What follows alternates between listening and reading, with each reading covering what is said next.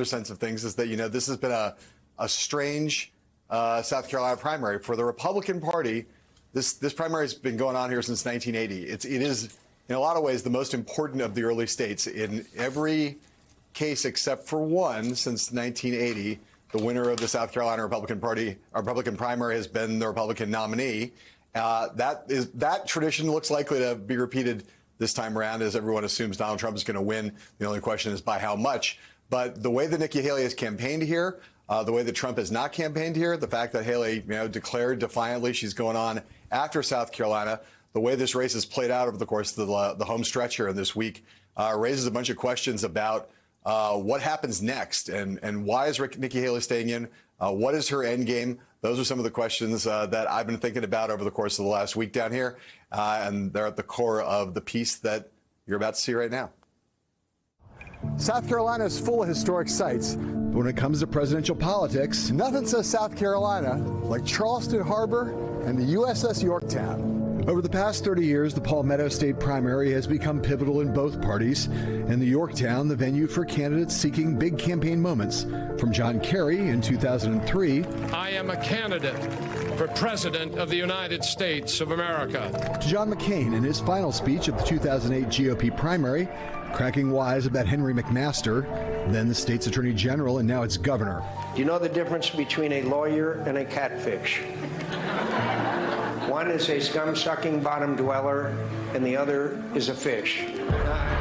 And from Newt Gingrich on the eve of the vote here in 2012, poking at Mitt Romney. I do not believe we can defeat Barack Obama with a Massachusetts moderate. To Donald Trump in 2016, mocking a rival who'd soon become his most grotesque supplicant. I mean, Lindsey Graham, he's got zero. He's at zero. Zero.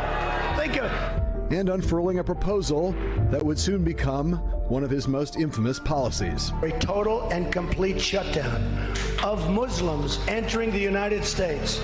Trump, Gingrich, and McCain all won the South Carolina primary, so it's no wonder that Nikki Haley would close out her campaign on Friday night at the Yorktown 2, after a week spent crisscrossing the state and attacking Trump more forcefully than she's ever done before. He lost it for us in 2018. He lost it for us in 2020. He lost it for us in 2022. But look at what happened last week. Republicans lose a vote on Israel.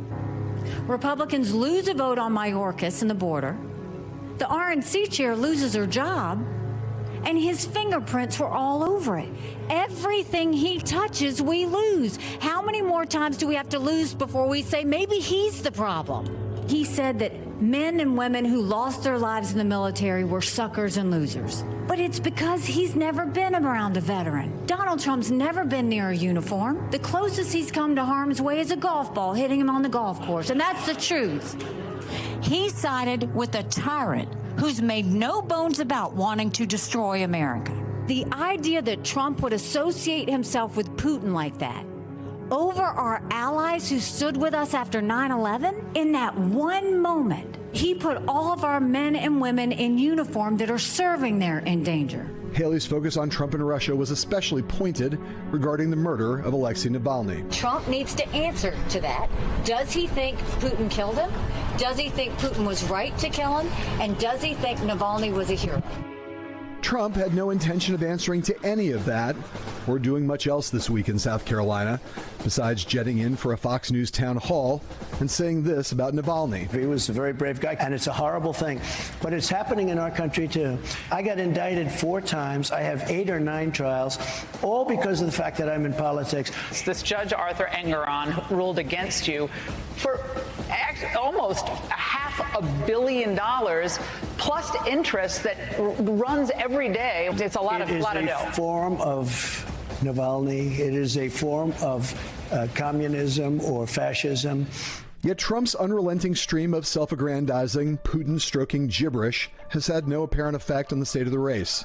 The former president is cruising, while the former governor spent the final 48 hours mired in controversy after answering a question from our own Ali Vitale about the Alabama Supreme Court ruling that under state law, frozen embryos are tantamount to children. I mean, embryos to me are babies. You are talking about, to me, that's a life. And so I do see where that's coming from when they talk about that. Haley has been backpedaling from those remarks ever since, but whatever their long-run impact, in the short term, two things are clear. Haley is headed for an absolute drubbing in her home state, and as she made clear this week in a speech in Greenville, her home state will not be her last stand. South Carolina will vote on Saturday, but on Sunday, I'll still be running for president. I'm not going anywhere. I'll keep fighting until the American people close the door. That day is not today, and it won't be on Saturday, not by a long shot. Haley noted in Greenville that she's used to people questioning her intentions, but the questions facing her going forward are even more about her endgame. Milling around Charleston Harbor with former Republican South Carolina Governor Mark Sanford, I asked him why he thinks Haley is staying in and where she imagines this all might lead. Normally money kills you off in a campaign. She's got enough money to keep going. She's got, call it hanging around the hoop phenomenon, wherein Trump can beat Trump. The legal system might beat Trump. Trump's next hamburger might beat Trump, his health. I mean, and so if you hang around the hoop long enough, you never know if a stray shot's coming your way, and you can down it. But Dick Harpootlian, the legendarily mischievous trial lawyer and former chair of the state Democratic Party, believes that Haley is playing an even longer and possibly shrewder game than that. She's pure ambition, and she's good at it. I would agree with her that Trump is going to lose. Right. So the party's going to be looking for somebody when this election's over who can bring people together, who has been out on the stump, can help them raise money.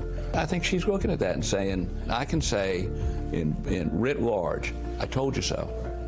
I told you so. I asked Harpootlian whether he thought in the end Haley could fit that bill. When you look at the Republican Party, she may be that. Who else is out there? She is a new generation of Republican, and I think she can claim that mantle. If she gets through this and Trump loses, she's it. So interesting. Personally, I think it's a brilliant move, John Hellman, to stay in there, to hang in there. Women are tough, and I think the moment, and I'm curious to your thoughts on this, that she didn't feel like she had to worry what she said about Donald Trump, took the gloves off, stopped kicking sideways, and started saying it like it is when she really found her voice. And she's a breakout star now, no matter what happens in South Carolina. Yeah, I think, Mika, I think that's right. There are two different ways to look at Nikki Haley, and here there are people who, everyone recognizes she has a lot of political skill. Everybody also recognizes that she's very ambitious, and that there are the cynical people about her say, she kind of blows with the wind and she's never been very consistent. She kind of takes whatever side of an issue that she thinks is going to get her the furthest. Other people sort of say she has evolved in a genuine way, to your kind of point, and that it took her some time to find her voice, and maybe too late, but that she's found it eventually, and she eventually dug in against Trump and was willing to take him on in the full-throated way she has, and that is that she's now kind of convincing in that role. I will say, as in New Hampshire, the state here, a lot of people wonder how different this race would have been if she had been going against Trump, guns blazing the way she is now, if she'd been doing that for 6 months, as opposed to just a couple months. John, I'm curious. I've heard Nikki Haley skeptics for a very long time talking about, she's shallow, she's this, she's that, she's mechanical. I must say, Mika and I met her when she was a state representative in her first debate. We were both impressed with her, both on the stage and talking to her on the side. She seems really impressive. If Donald Trump were not in the race, she seems far more impressive than any of the opponents that she was running against. She is the last woman standing. I'm curious what your take is of somebody that's covered a lot of campaigns, been to countless primaries, and seen people talk about her political skills on the stage and then after the speech is over. Is this someone that the Republican Party could be looking to if Donald Trump is not sidelined by something this year, and if she ends up being the standard bearer 4 years from now?